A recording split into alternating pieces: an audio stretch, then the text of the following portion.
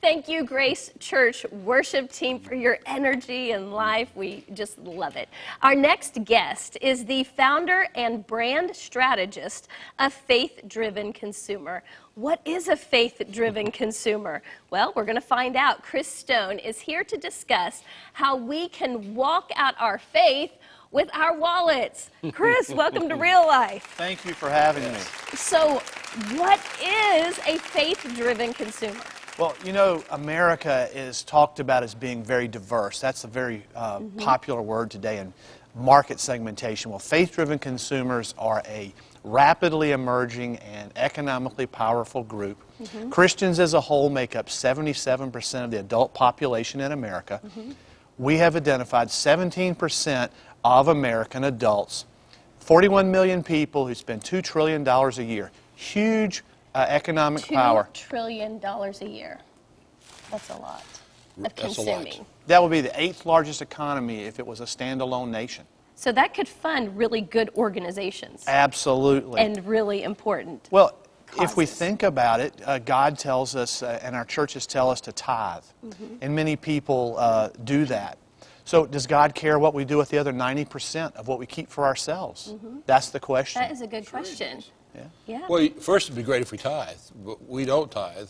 As American Christians, we, on average, 3.2% tithe. Absolutely, So you're correct. we need to learn how to tithe, but God cares about every dollar that He invests. God invests in us by giving us opportunities to have resources. Absolutely. It's a stewardship issue, and that's what faith-driven consumers are about. As a matter of fact, 98% of faith-driven consumers consider their faith on a scale of 1 to 10, a 9 or 10, as an influence in their daily decisions. Christians as a whole, only 49%. So you see, it's a very differentiated group. What percentage was the faith-driven consumer? You said it was 17%? 17% of American adults. Of the entire population. Of the American population. And that's yes. 41 million people. 41 million people. Well, that's So interesting. you are a brand strategist, which I heard there are only 30. Is that Well, right? There are a lot more than 30, but there are 30 of us that are certified. It's called a certified brand strategist. I mean, that's pretty significant. So your job is to do what as a brand strategist? How are you going to help us faith-driven consumers? Well, as a brand strategist, my job is to be an advocate for the consumer and to help brands reach out to that consumer. Because 70% of faith-driven consumers are actively looking for brands who will embrace and recognize them. Huge part of the faith-driven consumer population, and our job is to help them do that. Okay. For the brand to communicate to the faith family. It's like a Well, bridge. it's a two-way street. A bridge is an exact example. Our job is to build a bridge where a gap exists between faith-driven consumers and the American brand community. Well, give us some examples of brands that have done that well. Well, several brands have done it well. Chick-fil-A has done it well because they live out their faith. We recognize it. Many brands are not perfect at it by any stretch, but give Walmart as an example. Walmart recognizes that their community, their brand community, is significantly made up of a diverse population, but faith-driven consumers are an important part of that, and they do things daily to reach out to Christians. Well, like what? What kind of things does Walmart do? Well, what they support, or how they merchandise the store, how their culture is internally. Now, they reach out to multiple groups, but they include faith-driven consumers. Right. Just like today, you know, his wife and my daughter are walking for life. I really don't want to give the money out of my wallet to organizations that are supporting abortion. Well, that's what's kind of going to my point is how does a Christian know that in their portfolio of support that they're not just one of the many targets that this retailer has, and they're playing to that target, if you understand. Well, Chick-fil-A, we know they're not, because they do match up lifestyle. Hobby Lobby, we know they're not. Absolutely. But how do we know where we can, or should we even care where we invest those resources? Well, absolutely. As a Christian, our greatest impact in life, unless we're a pastor or a missionary, is what we do in the marketplace, how we conduct ourselves, where we spend our money. Because a brand uses the money that we spend with them to do all kinds of things. And if those things violate our faith, then we are associated in that. Our website, faithdrivenconsumer.com, has company reviews and gives consumers an understanding of who is more faith compatible. Well, I actually went on your website and I looked right away at where to shop. That was my first tab. I can Where to tell shop. that's important for you. And so now I know what stores to pray for, that they'll bridge the gap between us faith-driven consumers and not. What else is on your website? Because you're also like an activist. Well, we have conducted many campaigns. The I Stand With Phil campaign related to Phil Robertson when he was put on hiatus on his show, Duck Dynasty. That was a very important moment. Right.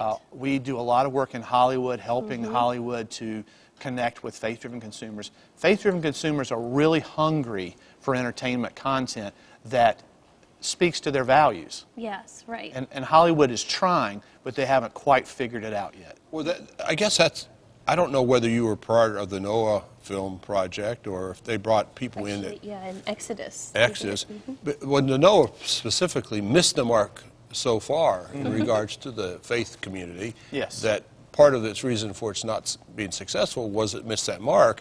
How do you do that? Because filmmakers have their own vision. How are you able to input into their vision this consumer-driven mentality that the director's he's not interested in that. He wants to sell tickets, but he wants to make a movie. Well, actually, we'll use Exodus as an example. We did research prior to that movie coming out, several months ahead, and understood that 75% of Americans, all Americans, not just faith-driven consumers, wanted to see that movie if it was biblically accurate. 68% said if it was inaccurate, they didn't want to see it. You would think that that would be a clear mandate from the people. Now, in that situation, Ridley Scott made that movie as he saw it. Right. As it turns out, very few people went to see it. So the research proves that people in America want to see things that are biblically accurate. Our job is to help them to understand that. And many of them are listening. Some of them, in that situation, Ridley Scott and Exodus were not. But we keep trying, just like a pastor keeps preaching. Well, what's the goal? What's the goal for your trying? What do you want to happen? Well, imagine if the entertainment community and the corporate community recognized Christian values as important. Right. Now, we don't expect them to recognize Christian values as singular, but important. Imagine what it would do to the culture. Imagine how our nation would be impacted. Right. Look at the impact that the LGBT advocates have had on our culture. Absolutely right. If we stand strong and we put forth our ideas as well, let the marketplace decide. But it'll change our culture. That's right. American Family's been doing that for a long time by the boycott mentality. You know, let's boycott these organizations that are off base. Are you pointing towards that too? Actually, we recognize boycotts as being important, and they do that very well. We're all about a boycott. Do business with people that you like, who like you, and who treat you well. Do business as a boycott. Others do boycotts, and they do that well. We're about boycotts. I love that. Boycott. To me, it's like taking that one step further of excellence in your finances by rather than just being a random consumer, but actually being that faith-driven consumer where you're really watching. Thank you so much, Chris, for coming. having me. Thank you. Thank you very much. So much to talk about. Yes, Absolutely. So much information. faithdrivenconsumer.com. We'll be right back.